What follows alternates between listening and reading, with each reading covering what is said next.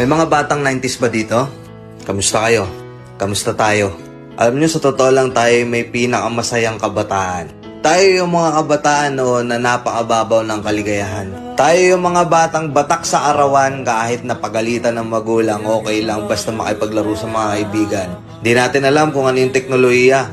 Di natin alam kung ano yung cellphone. Di natin kilala si Coco Melon. Kontento na tayo sa mga laruan natin at sa kung ano yung meron. Tayo yung mga batang halos makompleto natin lahat ng laruan sa Jollibee at McDo. Bumibili tayo ng tig-pipisong laruan baka sakaling may laruan doon sa loob.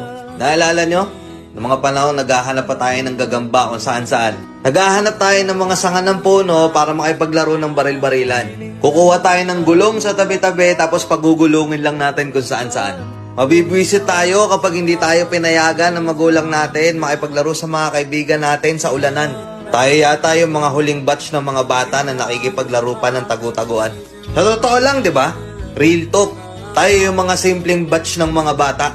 Tayo yung mga batang napakasimple lang ng kaligayahan. Pero yung mga batang yun ngayon, nagsilakihan na. Nandito na tayo sa tunay na hamon ng buhay. Yung struggle natin, ibang-iba. Pero magtataka ka, yung mga bata ngayon, iba na rin sila. Yung mga bata ngayon, feeling nila mas magaling pa sila sa magulang nila. Yung mga bata ngayon, nagre-rebelde agad kapag hindi na pagbigyan yung mga simpleng gusto nila.